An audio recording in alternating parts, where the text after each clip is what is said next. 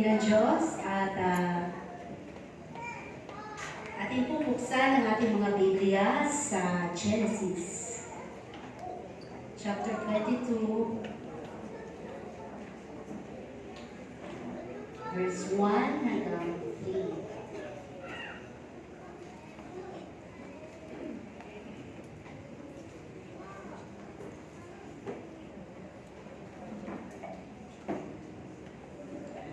Genesis chapter 22 verse 1 hanggang 3. Ating pong basahin.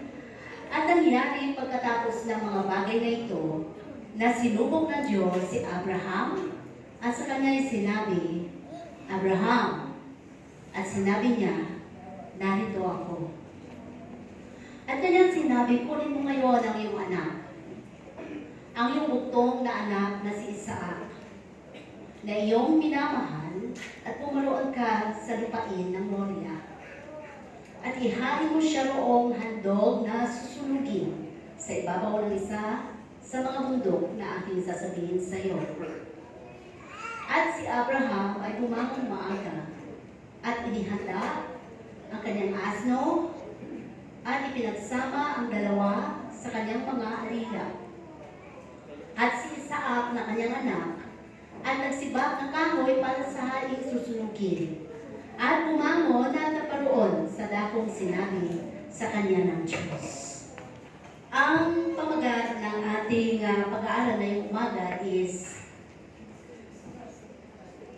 trusting God with what we love most.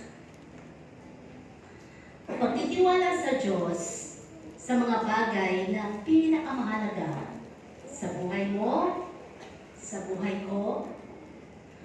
Kung merong isang mahalaga o para bang pinakatatangi sa buhay mo,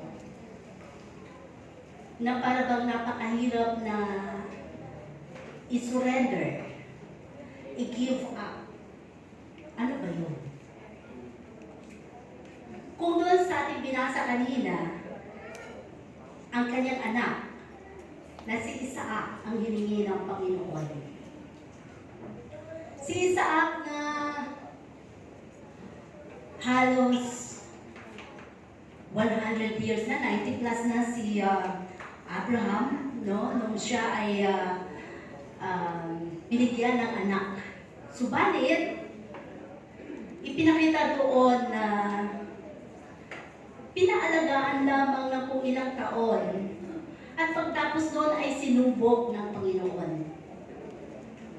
Kung tayo ang sa kalagayan ni Abraham, ganun din kaya ang ating magiging reaksyon kapag hiningi ng Panginoon ang isang bagay na napakahalaga sa atin. Parang ang hirap, ano? Yung oras nga lang yan, na hinihingi ni Lord sa atin, mahirap pa natin ibigay. Oras lang yun. Samantalang ito, kakapit ng buhay mo, na matagal mo nang inaasam, na pinangakuan ka ng Diyos na ikaw ay magiging ama ng maraming nasyon. Pero, kukunin pa sa iyo. Sa mga bagay na ating pwedeng maranasan, hindi man literal na kagaya ni Abraham, dahil hindi naman ganong kalakas o ganong kalalim ang ating pananampalataya sa Diyos, ay susubukin ka o itetest ng Panginoon ang buhay mo ayon sa kapasidad ng iyong pananampalataya. At dito sa binasa natin ngayong umaga, sabi nga, when you hear the word loving the most, pinakamamahal mo, pinakaiibig mo, pinakamahalaga sa'yo, at hihingin pa sa'yo, marahil ay marami ka magiging rason sa Panginoon. Hindi ba? Mahal nga natin sa buhay kapag naghihingalo na, di ba? Lord, wag naman. Di ba? Bakit siya, Panginoon? Marami naman dyan. Ang dami nating nilarason sa Diyos. Kumpara doon sa Abraham, hindi siya nagdalawang isip. Bakit? Dahil naniwala siya na anumang bagay na meron siya, ang may-ari noon ay ang Panginoon. Kaya kung ikaw na anak ng Diyos, na nakakakilala sa Panginoon, kung alam mo na lahat ng bagay sa buhay mo, Diyos ang may-ari, magdadalawang isip ka ba na ibalik sa Kanya? Pinahiram lang ang isang bagay. Halimbawa, may isang bagay na pinahiram sa'yo. At matagal mo na siyang ginagamit. Total, hindi naman kinukuha ng may-ari eh. Plancha kaya. Ang tagal na, ilang taon na. Hindi mo sinusoli. Kasi, siguro marami naman silang plancha eh. Diba? Hindi mo siya sinusoli, hindi naman hinihingi lang may-ari eh. Pero karapat dapat ba na ibalik? Kasi hinira mo lang yun. At kailangan mo bang magalit kapag kinuha? Wala kang karapatan na magalit dahil hiniram mo lang yun. Kailangan maibalik sa pinakamay-ari. So ganun din sa buhay natin. Bilang mga nakakakilala sa Panginoon, buhay man natin, kung oras na kukunin ng Panginoon, wala tayong pwedeng maging rason. Dahil lahat ng anumang bagay sa buhay mo, Diyos ang may-ari nito. Trabaho mo, pinagkakakitaan mo, buhay mo, hininga mo, lakas mo, mga ari-arian mo, pamilya mo, mahal mo sa buhay, anak mo, asawa mo, lahat yan, ang may-ari niya na ang Panginoon. So wala tayong karapatang, Lord, wag mo muna, Lord, wag naman.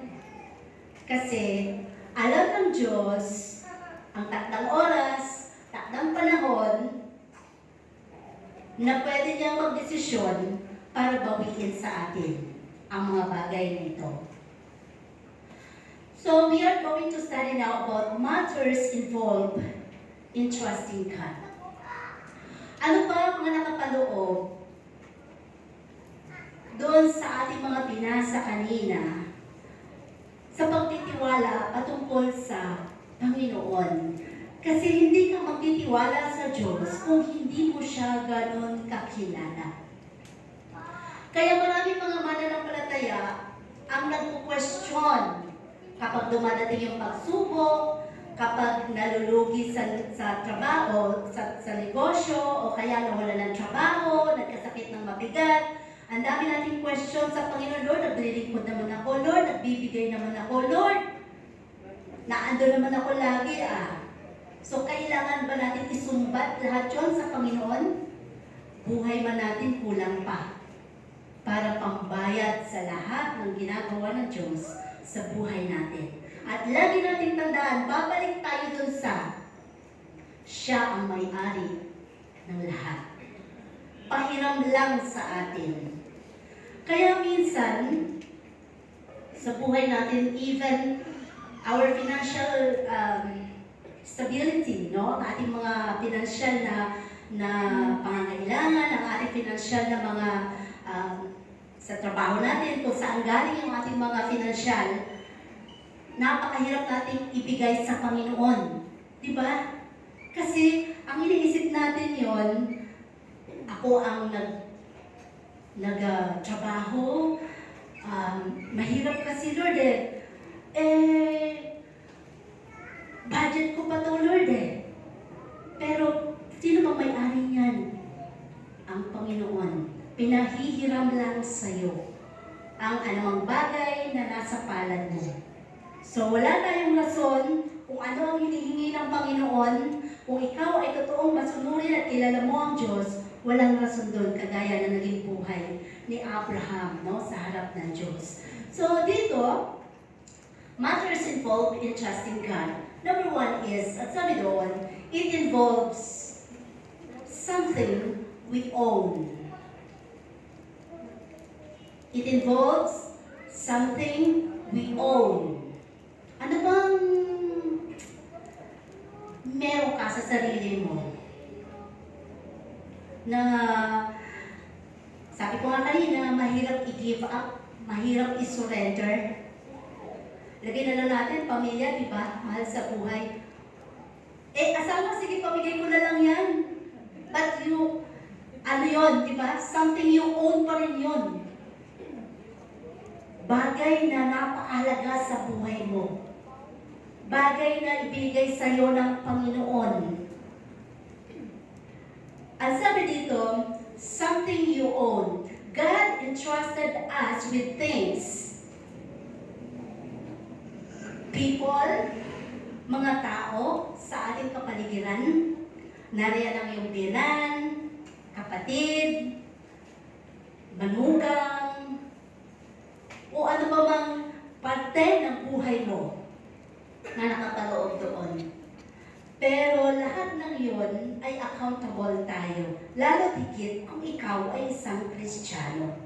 So, God entrusted us all these things, people, opportunities, which are stewards, and He is the owner of everything. So, ang mga oportunidad sa buhay natin na binigay ng Panginoon, binigyan ka ng oportunidad na makapagtrabaho. Mahal mo ba ang trabaho mo? Mahal mo ba ang anumang bagay na ibinigay sa iyo ng Panginoon para ka mabuhay, para ka makasurvive?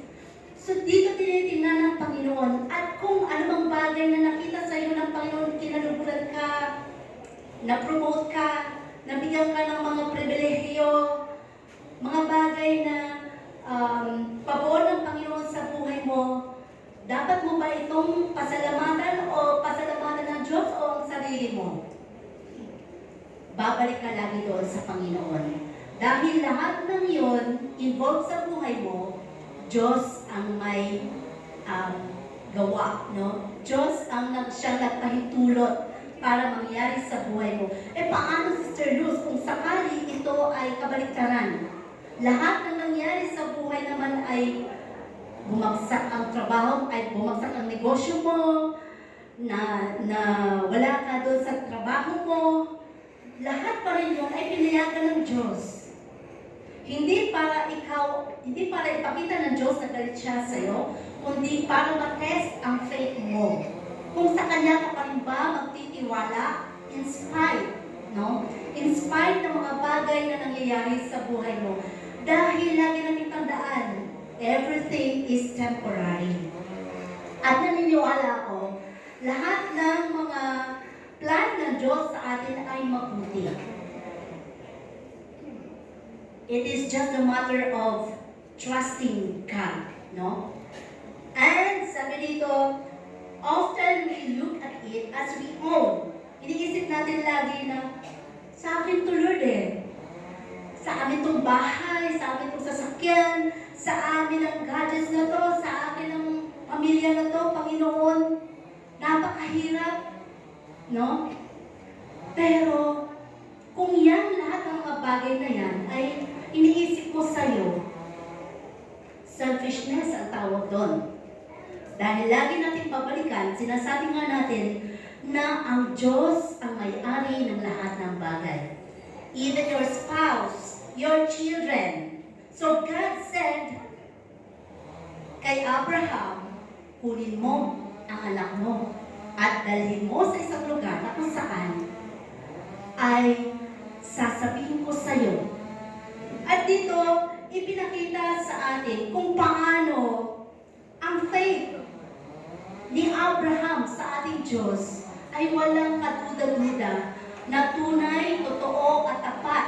Dahil, bakit? Mahal niya ang Diyos. Kilala niya ang Panginoon. Ikaw, kapatid, paano mo masusukat ang pagmamahal mo sa Panginoon? Gaya ba ng buhay ni Abraham? Napakahirap, hindi po ba? Ang sukatan ng pag-ibig ay tunay nga na doon sa pagkilala mo sa Kanya. sa pamamagitan ng mga testing ng Panginoon na maaaring mangyari sa buhay mo. May kanya-kanya tayong faith, level ng ating pananampalataya.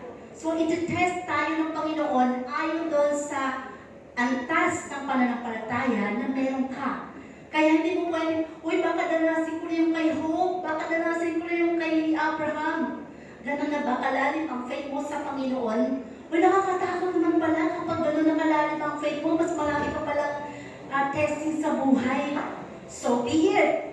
Dahil doon nga, yun ang isang bagay na mas pinapakita mo sa Diyos na sa sarili mong kakayanan, sa sarili mong karunungan ay wala kang magagawa, kundi ang Diyos lang. Ang Panginoon lamang, no? Sa buhay mo bilang mga mananampalataya na nakakilala sa Kanya. Sabi na dito, the true faith obeys even when it hurts. Sa Lucas 14:30, no? Kahit na parang ang sakit, di ba? Ang sakit naman, Lord. Hindi ako natanggap sa trabaho. Ang sakit naman, Panginoon, bakit na-deny ako? Ang sakit naman, Panginoon, bakit ang mahal ko sa buhay ang nawala? Lahat yun, involve ang ating emosyon. Pero, ang pag-uusapan natin dito is our faith, no? Ang ating pananampalataya, kung gaano ka ba kalalim sa iyong relasyon sa Panginoon. So, gaano nga ba kasakit kung ang buhay mo mismo ang kukunin ng Panginoon? Are you ready? Ready ka ba? Anak, uwi ka na mamayang gabi, kukunin na kita. Ready ka na ba? Lord, wag naman, wala pa ako. Lord, wag naman, wala pa akong anak. Lord, wag naman, di ba, napakahirap. Mahirap i-give up ang buhay. Pero, ang Panginoon, ang siya nakakaalam ng buhay natin at mas alam niya ang plano sa atin, no? At sabi nga ng isang magkaibigang kabayo at baboy, sabi ng kanyang amo, nagkasakit itong kabayo. At yung sakit ng kabayo na yun ay nakakahawa. So, kailangan siyang i-inject, tuturukan ng 3 beses, no? Sa 3 araw, isang araw sa isang turok, 3 beses. Noong unang turok, sabi ng baboy sa kanya, pare, kailangan mabuhay. O hindi, naku, mamamatay ka. Noong pangalawang araw, tinurukan ulit. So, kumikilos-kilos lang yung kabayo at nahirap siya. Hindi niya kaya tumayo dahil doon sa sakit na meron siya. Naku pare, sabi ng baboy, naku pare, magiging kawawa ka talaga. Hindi ka na mabubuhay kung sakaling hindi ka magsusumikap. Pag sumikapan mo, lumakas ka. At yung mga bagay na mabuti, isipin mo. No, pangatlo, at medyo nalulungkot na yung may-ari dahil wala pa rin parang improvement no, sa kanya sa kabayo. Nung tinurukan, sabi ng baboy, sinipa-sipa ng baboy yung kanyang kaibigan, pare, bumangon ka, sige na, pangatlong araw na to, nakapapatayin ka na nila. Kasi nakakahawa yung sakit mo, hindi ka na magkakaroon ng pangatlong tsansa. Bumangon ka, sumipa ka. Ginawa ng kabayo, sumipa at talagang sumikap siyang gumalaw-galaw at nakatayo siya. Natuwa yung may-ari, yung kanyang amo at sabi, yes! Praise the Lord! It's a miracle! Sabi niya gano'n, talaga namang buhay ang aking alagang kabayo. Bukas na bukas din, magpapatay tayo ng baboy! Yung alaga niyang baboy, yun ang papatayin. Dahil i-encourage niya yung kanyang kaibigang kabayo. So, gano'n ba tayo ka-selfless? Na kahit buhay natin, alang-alang sa kaibigan natin, o mahal natin sa buhay, or kahit na wala ka na, kaya mo pa bang mag-share? Dahil sa pagmamahal mo. Kasi yun ang Panginoon, no? Ganun ang Panginoon sa buhay natin. Number 2, ang sabi dito, it involves matters that involve in trusting God. Number 2 is, it involves something that cannot be replaced. Bagay na kailanman ay hindi na mapapalitan. Si Isaac, mapapalitan ba yun? Mapapalitan ng anak, pero isa lang ang Isaac. Ibang anak na yon. Hindi na si Isaac yon. Bagay na para bang wala ng balikan. Ano ba ang sa tingin mo ay pwedeng hingin sa iyo ng Panginoon na irreplaceable, na hindi na mapapalitan? Dito ay ipinakita ng Panginoon kung gaano kahirap pala ang testing pagdating sa faith. Something that is irreplaceable. Yung asawa mo, hindi na yan mapapalitan. Iisa lang yan. Kaya mahalin mo. Kahit madiwara pa yan. Kahit masungit pa yan. Kahit na madamot pa yan. Selfish man yan o ano pa man. Iisa lang ang asawa. Mga anak mo. Lahat ng yon na ipinagkatiwala sa atin ng Panginoon ay kailangan nating mapangalagaan, maipakita sa Diyos kung ano ang pinagkatiwala niya ay good steward ka ba? Isang pagkakataon sa buhay mo para maipakita sa Diyos na kung ano mang pabor na natanggap mo, trabaho, negosyo, pakaingatan mo. Paano ito maiingatan? Kung yan ay trabaho, kung yan ay negosyo, maiingatan yan sa pamamagitan ng pagbabalik lagi sa Panginoon kung ano ang marapat para sa Kanya. Kasi ang may-ari nito ay ang Panginoon. Kasi anytime, pwedeng kunin ng Diyos ang anumang bagay na ating pinagmamalaki sa ating buhay. No? Paano naman, Lord, kung sakaling halimbawa, ang dami kong utang. Pwede ba, Lord, na babayad mo na ako ng utang, saka na lang ako mag-tithes? Ang sabi ng Panginoon doon, kasi ang may-ari ang Panginoon, di ba? Lahat ng bagay na kung anong meron tayo galing sa Diyos. Sabi ng Panginoon doon sa binabasa natin lagi, sa Malakias, di ba? Magnanakaw, masakit yun, di ba? Masakit pakinggan yun. Kapag ikaw hindi marunong magbalik sa Panginoon, ay tatawagin kang magnanakaw. Lord, saka na lang ako magbibigay sa'yo kapag natapos ko na yung aking, bayarin sa utang. Alam mo, hindi mo matatapos yan. Pagtapos mong makabayad, makakautang ka na naman ulit. Kasi paulit-ulit lang ang cycle no, dahil hanggat hindi ka nakapagtatagumpay doon. Pero sabi nga doon, sa isang libro na nabasa ko, ikaw, kapatid, kung hindi mo binalik ang para sa Diyos dahil meron kang rason, syempre ang iba doon ay para sa pagkain nyo.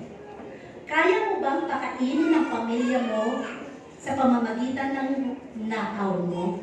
Ninakaw mo sa Panginoon? Dahil hindi ka nagbalik sa Kanya. So, nagnakaw ka sa Panginoon. Kaya mo bang pakainin ang iyong pamilya ayon doon sa ninakaw mo sa Panginoon? Di ba ang hirap? Pero yun ang katotohanan doon. Dahil ang sinasabi dito ng Panginoon, lahat ng anumang pinagkatiwala sa iyo ng Diyos, baka sa susunod na pagtitiwala na yan, pinagkatiwala sa iyo, hindi na ibibigay sa iyo ng Panginoon. Di ba sabi nga sa isang ating mga naririnig, napakahirap ibalik ang tiwala. Kapag napatunayan mo na nagkasala ang isang kapwa sa iyo, kailangan patunayan mo muna, mabuild ang trust bago makabalik ang tiwala. So, kung ikaw ay pinagkakatiwalaan ng amo mo, ng pamilya mo, mahal mo sa buhay, asawa mo, anak mo, o sino pa man, lalo na sa trabaho, pakaingatan mo ito. Dahil, once lang nasira ang tiwala sa iyo, hindi na mabubura yan sa kaisipan ng amo mo o kung sino pa man na ginawan mo ng hindi tama. Unless, pagsusumikapan mo ito. So dito, when God starts to challenge our final things, no? Our last money. Alam mo, challenge ka ng Panginoon. Naku Lord, last money ko na to. Sabi ng Panginoon, bigay mo na yan anak, nandiyan na yung basket. Lord, baka tumukas ng anak ko. Anak, ibigay mo yan, ibigay mo yan. Lord, wala na bukas. Kaya mo ibigay? Last money daw eh. Ang hirap daw. Pero kung kilala mo ang Panginoon, maibibigay mo siya. Dahil naniniwala ka, kayang palitan ng Panginoon. Ang sabi ng isang bata, nahulog sa bangin, hindi siya kumikilala sa Diyos eh. Hindi siya naniniwala sa Panginoon. Pero nung time na nahulog siya sa bangin, at isang kamay na nakakapit dun sa ugat ng puno, tumawag siya sa Diyos. Panginoon, kung totoo kang Diyos, iligtas mo ako dito. Sabi ng Panginoon, tinawag mo ba ako? Tinawag mo ba ang pangalan ko? Opo, tinatawag kita. Ikaw yung Diyos na tinatawag ng marami. Ngayon tinatawag kita. Gusto kong patunayan mo sa akin na ikaw nga yung Diyos nila. Iligtas mo ako dito sa bangin, mahuhulog ako. Sabi ng Diyos, sabi ng Panginoon sa kanya, totoo ba na naniniwala? Totoo ba na maniniwala ka sa akin? O sige, patunayan mo lang sa akin na maligtas ako dito. O sige, sabi ng Diyos. Sige, bumitaw ka. Bumitaw ka dyan sa pinagkakakapitan mo. Ha? Ba't ako bibitaw? Meron pa bang ibang Diyos dyan? Naghanap ng ibang Diyos dahil nagduda siya sa sinasabi ng Diyos.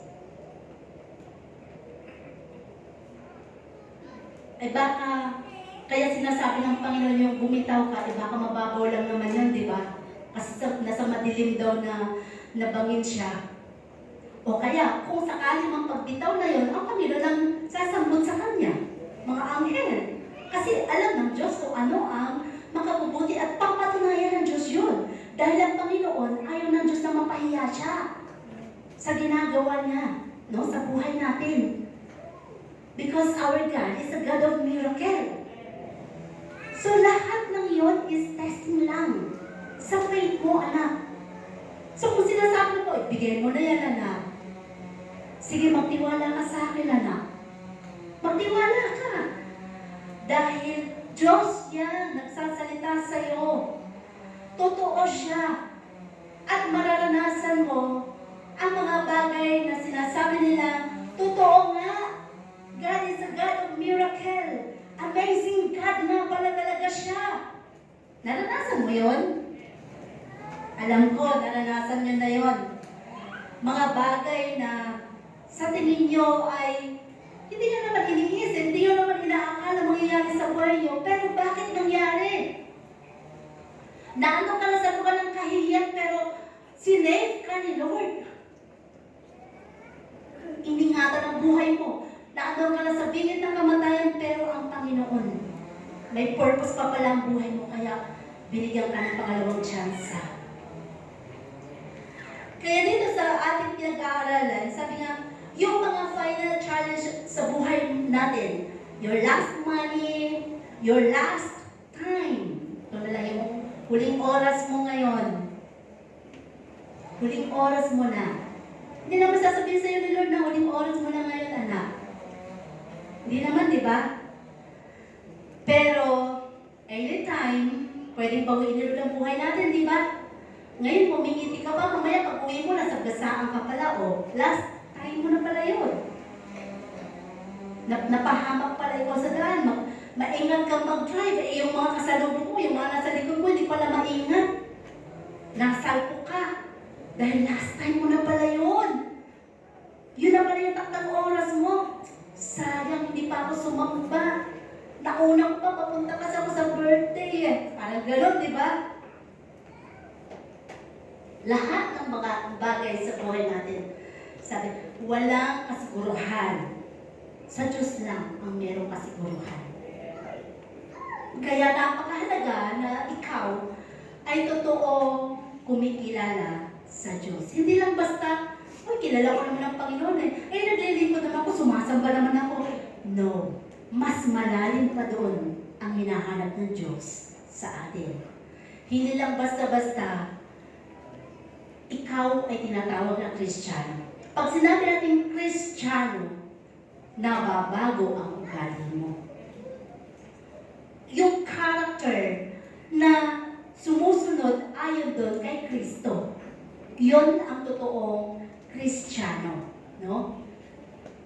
At sabi dito, so number 3, matters involved in trusting God. It involves something we love.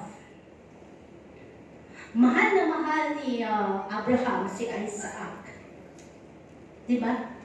Mahal na mahal niya si Isaac.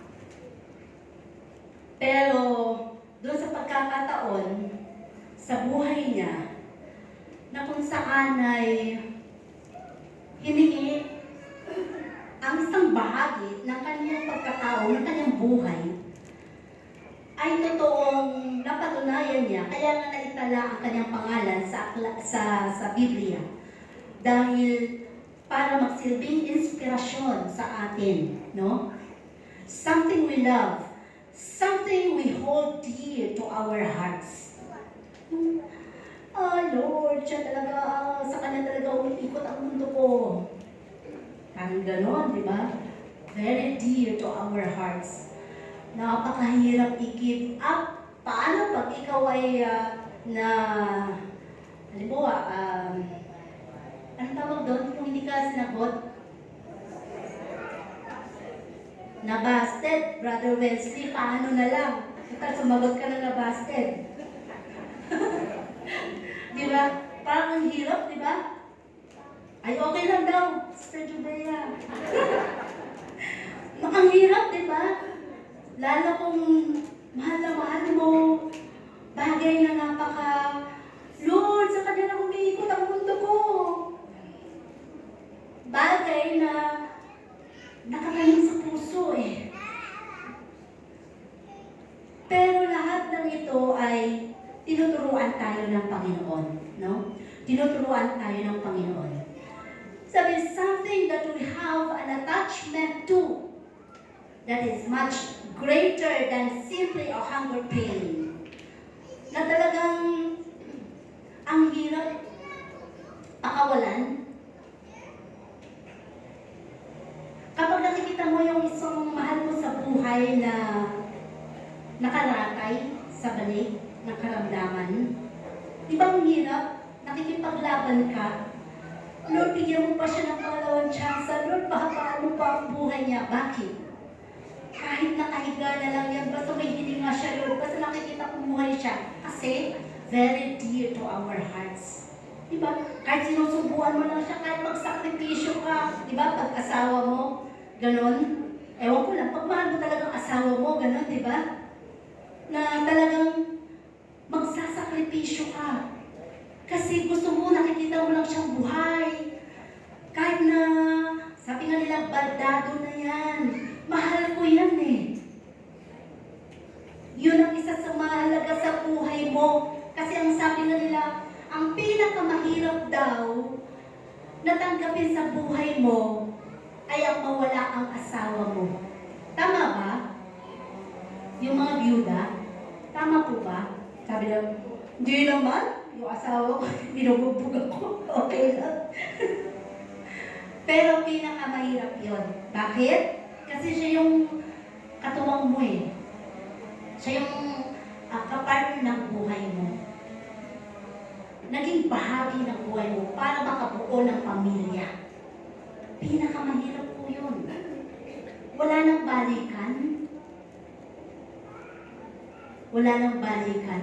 Alam mo na ito na yung last moment ng buhay niya sa buhay mo na makikita mo siya.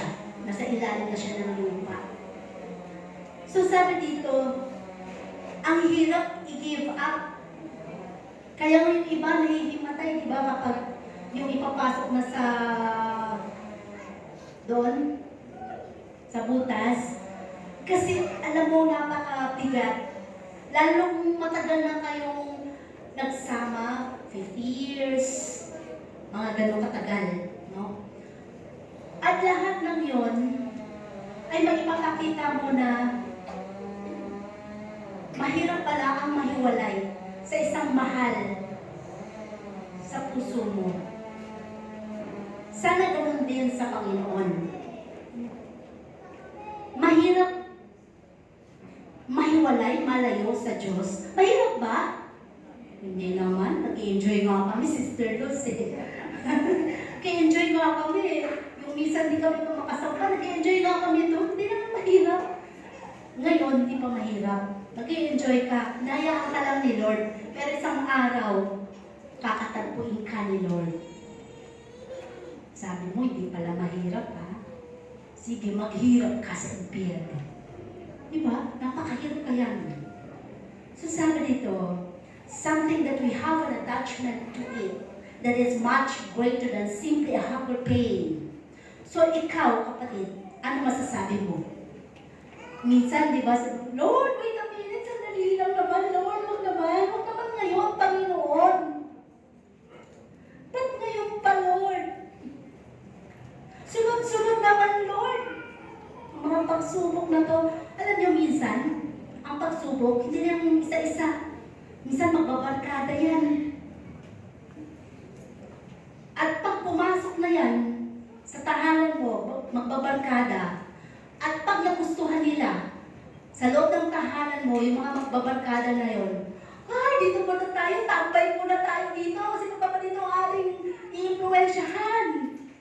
Yung mga magbabarkada na yon, sakit na ito, ay, sige, tambay muna tayo dito, wala naman nagre-rebuke sa atin eh, wala naman nananalangin lahat. Di ba, parang gano'n. Ganun po ang pagsubok. Tumatambay ng matagal minsan. Lalo kapag hindi mo siya ipanalangin, i-rebuke at gagamitan ng salita ng Diyos. Yung pananampalataya mo. So, kailangan malakas ang faith mo para hindi magtagal ang pagkilos ng kaaway sa buhay mo. No? So, dito, sinasabi pa sa atin na sa buhay natin, para mag-test ang ating mga pagtitiwala sa Diyos, it involves a journey. Journey. Sino na dito ang nakapaglakbay ng malayo? O, lakad muna, lakad. Sino nakalakad na dito ng mula bayan hanggang bundok? Halimbawa, mula bayan, naglakad lang ha? Naglakad bayan hanggang Santa Cruz. Naranasan nyo na yon? Anong bata pa, no? Hindi. Hindi na nakipaglibig. Yung talaga yung alalakad ako kasi walang pamasahe, gano'n. Yung walang rason na, ay, syempre, ang sakripisyo yun, naglibing ka eh. Alam mo, lakad papuntang Mabuga. O kaya, mula sa Leonardo Nanay, di ba? Hanggang dito sa church, naglakad ka. Noon, nung wala pa masahe sila ni Sister Ningning, may midweeks, naglalakad lang po sila mula doon sa San Leonardo hanggang dito. Ngayon, tingnan mo si nanay, nakapag-abroad na yung anak niya, gumanda ng buhay nila, kasi doon sa sakripisyo ng paglilingkod.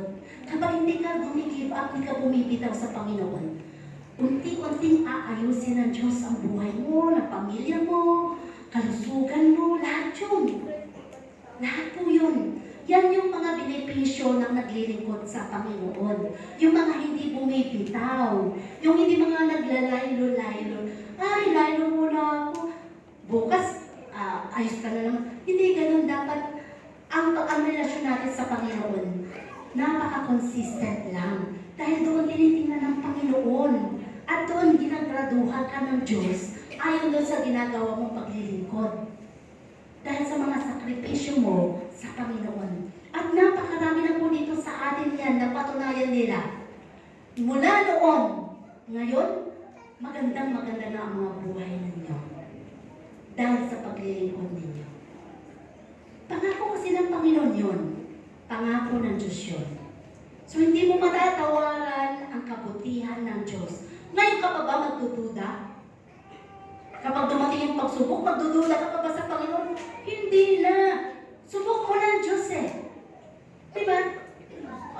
May sakit, may karamdam. Basta sasamba ko sa Diyos. Kasi subok ko na ang Panginoon eh. May patay sa bahay. Sasamba ko sa Diyos. Dahil siya yung may-ari ng buhay ko. Ganon yung kalalim na, no? Ang relasyon sa Panginoon. Doon siya nalulugod. At isang araw lahat yun susuklian ng Panginoon. Susuklian. Hindi natutulog ang Diyos. Totoo yun. Dito sa mga nanay natin, mga tatay natin dito, makikita mo kung paano yung mga sakripisyo na ginawa ninyo at ngayon makikita mo kung paano ang buhay nyo ay inangat ng Panginoon dahil sa mga sakripisyo. At hindi lang yun. Extended sa mga pamilya mo. Mahal mo sa buhay. Dahil mabuti ang Panginoon. So, doon mo mapapatunayan ang iyong tinatawag na journey in life. Dahil ang sabi nga, ang buhay natin ay parang manlalakbay. O parang ikaw ay isang performer. Pagpasok mo sa stage, nagpe-perform ka, yan yung iyong mga activities sa buhay. Kung maayos, maganda ang performance mo, yan yung mga activities mo. At pag natapos na yung tugtugan at ikaw ay mag-exit na, yun yung pagharap mo sa Panginoon. Ganun ang buhay. So, journey ng buhay mo, masasabi mo ba na worth it? Or masasabi mo ba na salamat na lang sa Panginoon dahil nakilala ko siya?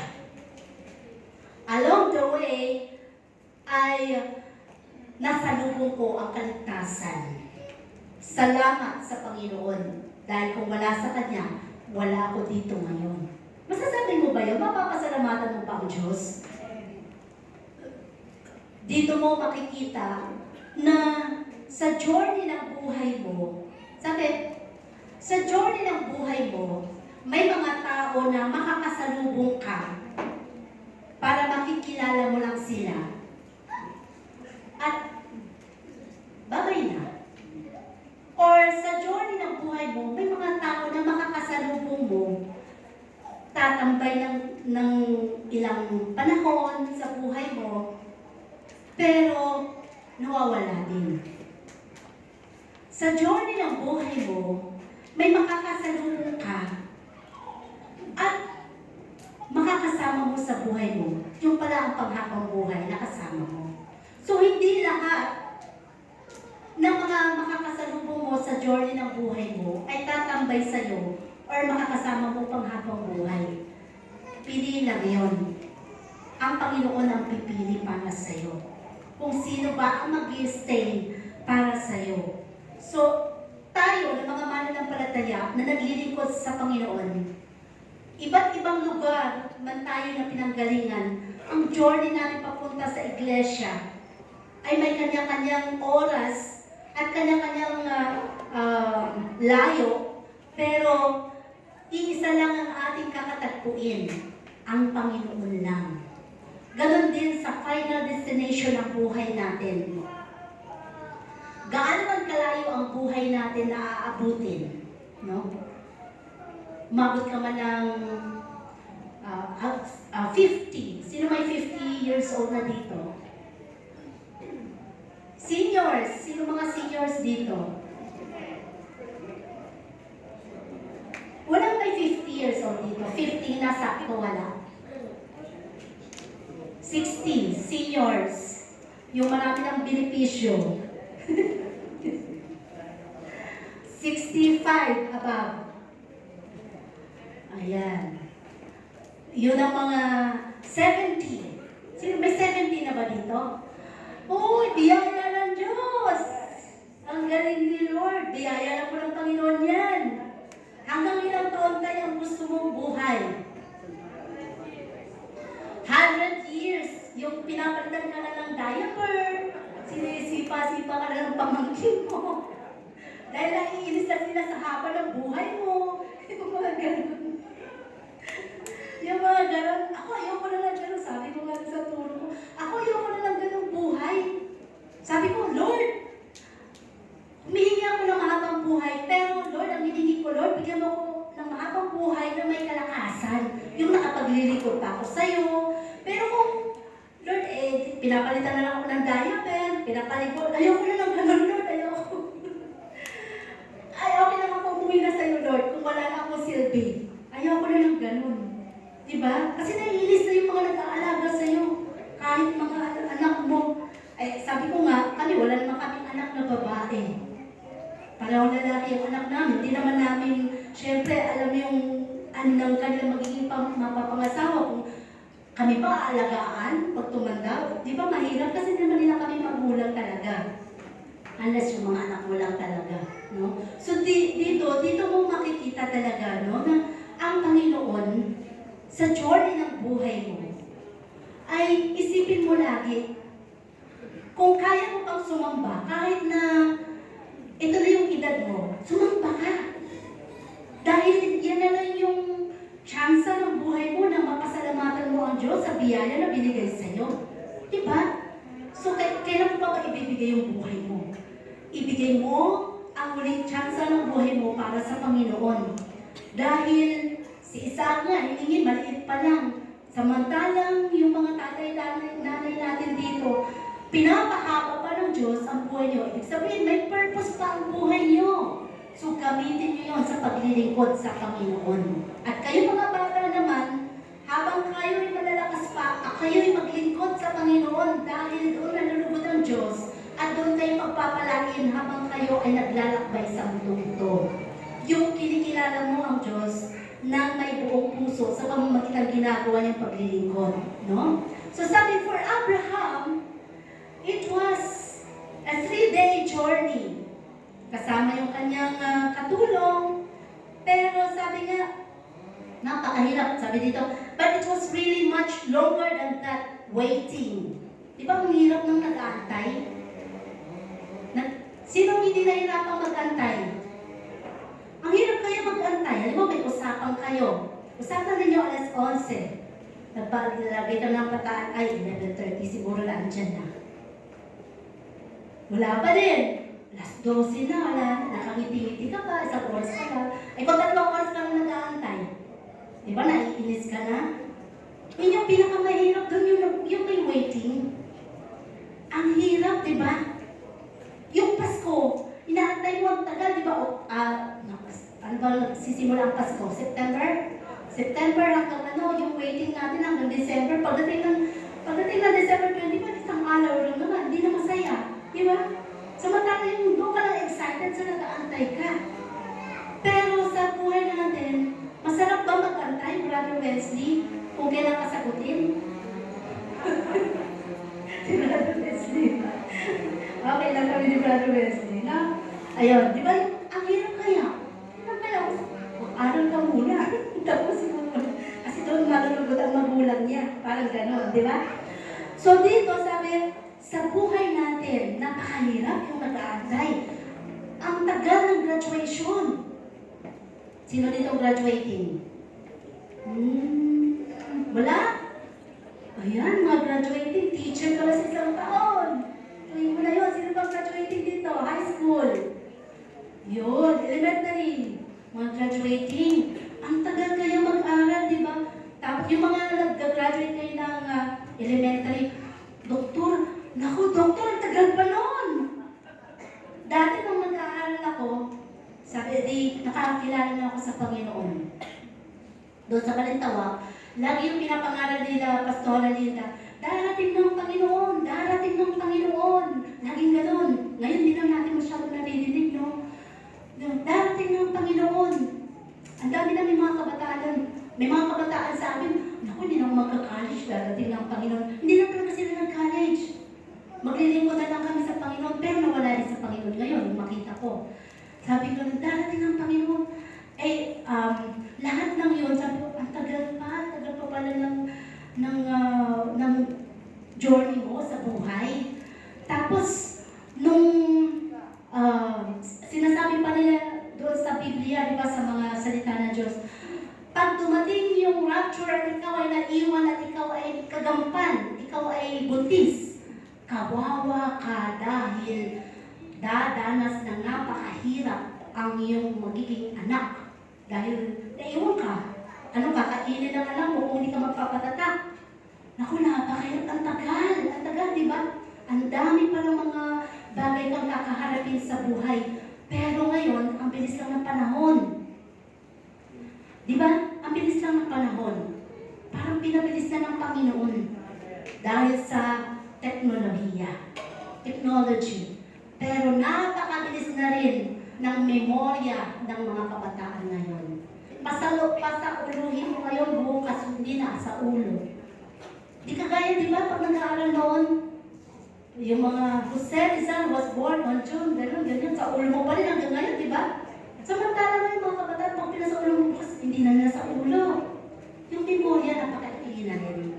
So, masyado na because of the gadgets, no? So, dito, sa journey ng buhay natin, sabi nga dito, napakahirap yung mag-aantay ka.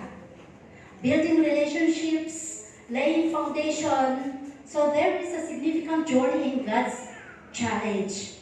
So laging ganon. Sa journey ng buhay mo, hindi pwedeng smooth ang paglalakbay. Laging merong challenges. Pag ikaw ay dadaan sa karagatan, hindi pwedeng puro smooth lang, walang alon.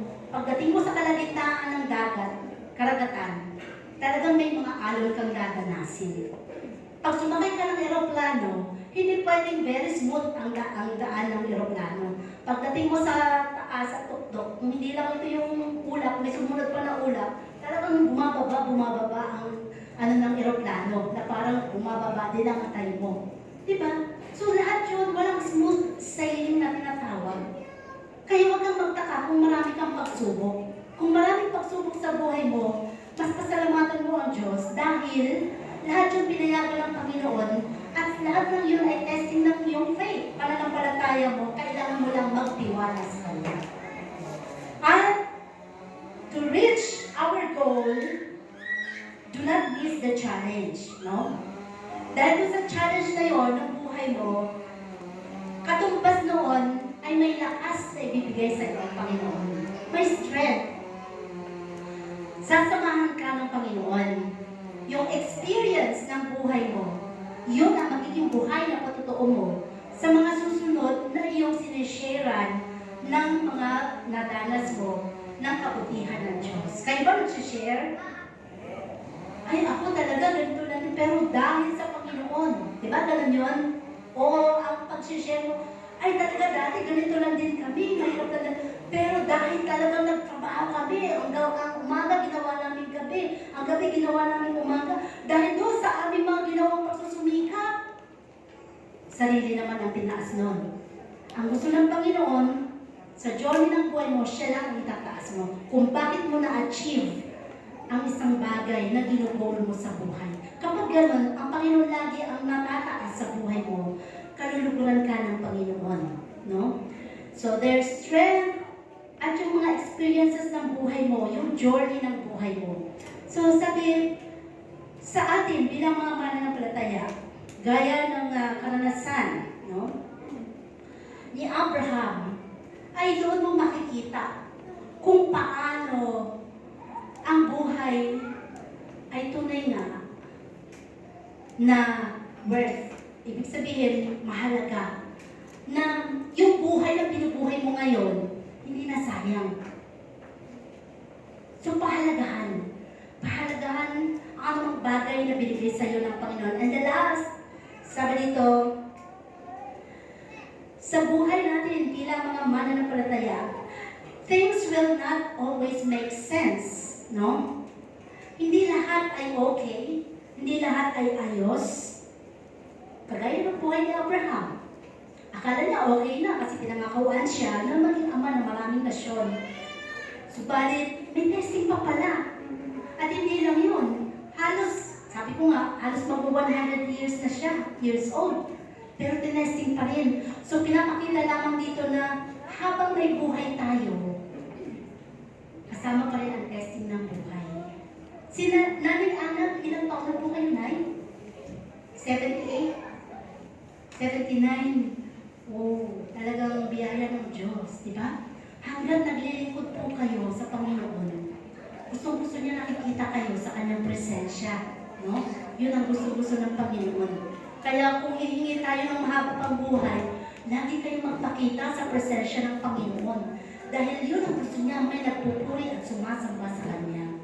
And sabi na dito, the experience, yung experience ng pagtatali kay Isaac, sa tingin nyo, hindi nagtaka si Isaac. Meron din siyang tanong siguro, nagtaka rin siya, pero di ba tinanong nga siya? Tinanong nga niya, andito yung kahoy, Ama, andito yung apoy, nasaan yung ating ihahandog? So walang kasabi-sabi sa iyo. Sige, humiga ka dyan, anak. Tatalian kita. So hindi naman siya nagpaawa si Abraham, naku anak, alam mo ba, ihahandog kita. Wala namang ganun, di ba? Kasi full of faith si Abraham. Yun ang gusto ng Diyos sa atin. Na kahit punong-puno ka ng problema, bigat na bigat ka sa buhay, hindi mo pinapakita sa kaaway na lugmok ka. Na matibay ang faith mo. Hindi mo kailangan sabihin sa mundo, Lord, pasok ko ang daigdig. Naridinig ka pa ng kaaway. Ang gusto ng Diyos, kahit punong-puno ka ng problema at pagsubok sa buhay, ipinapakita mo sa kaaway na malalagpasan mo ito at kaya mo dahil meron kang Diyos na pinakamakapangyarihan sa lahat. So there is a great agony. Pero ipinakita dito yung willingness to obey ni Abraham. Ganon ka rin ba, kapatid? May willingness ka ba para sumunod sa Panginoon? Ikaw na nakakakilala na ngayon sa Panginoon. Masasabi mo ba yung commitment mo sa Diyos na ano man mangyari, no return. Sabi, hindi no exchange ha. Walang return. No turning back. Kumbaga, wala nang balikan. Kundi, pagsumikapan yung kaligtasan na nasumpungan mo. At huwag mong ibaliwala po yan. Dahil yan ang magdadala sa iyo sa langit na bayan. Napakahalaga, no? God will provide. Gaya nung pangyayari sa buhay ni Isaac, nung napatunayan ng Diyos na totoo at hindi nagdududa si Abraham para isuko si Isaac. Binigyan mismo ng Panginoon si Abraham, gano'n ang Diyos. Kung alam ng Diyos na yan na yung last money mo, pero binigay mo pa sa Panginoon ng walang duda, dahil naniniwala ka na God will provide. Problema ng Diyos yun, para mag-provide siya sa'yo. Hindi mo na problema yun. Kasi pinalugod mo ang Panginoon. Yun ang pinakamahalaga doon. Yun ang pinakamahalaga, no? And God will protect. Yung protection, hindi lang sa'yo, sa pamilya mo. Napakasarap na maranasan sa isang pamilya na protektado ka ng Panginoon. Na no one can touch your family dahil protektado ka ng Panginoon because of you. Hindi hahayaan ng Panginoon na galawin ng kaaway ang buhay ng sino man sa pamilya mo. Oo, magkakasakit ka, pero makaka-recover ka dahil protektado kayo ng Panginoon. And sabi po dito, God will bless your life. Pangako ng Diyos yun eh. Walang naglingkod sa Panginoon na hindi pinagpala. Kung nagrereklamo ka man sa buhay mo ngayon, patunay lamang na hindi totoo ang paglilingkod mo sa Diyos. May motibo. Kasi kung totoong naglilingkod ka sa Panginoon, hindi ka magrereklamo eh. Kasi ang tinuturo ng Panginoon is makontento, maging mapagpasalamat, kahit anong meron ka. At doon sa pasasalamat mo, kakontentuhan at tinuturo sa'yo ng Panginoon, doon ka niya i-bless. Pero hanggat nagre-reklamo ka sa buhay, lalo kang maghihirap, lalo kang makakaranas ng maraming mga bagay na hindi mo makikita na nandito ba ang Diyos? Pero kung ang puso mo ay tinuruan mo na maging mapagpasalamat, gagaan ang buhay mo. And God will multiply. Gaano ba kalaki, kadami ang blessings na natatanggap mo ngayon? Hindi man materially, wala ka sa balik ng karamdaman. Hindi ka nagme-maintenance ng gamot.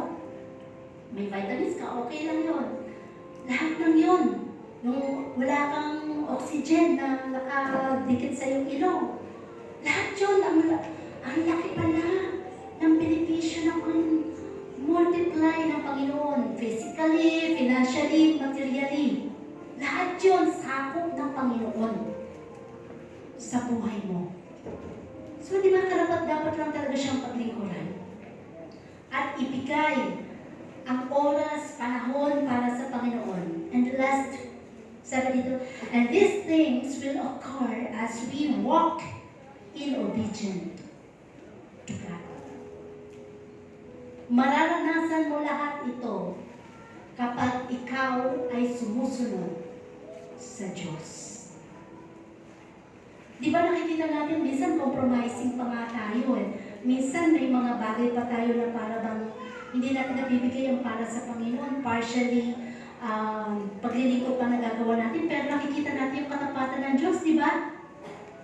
So how much more kung ikaw ay totoong naglilingkod, sumusunod, at nagtitiwala sa Panginoon.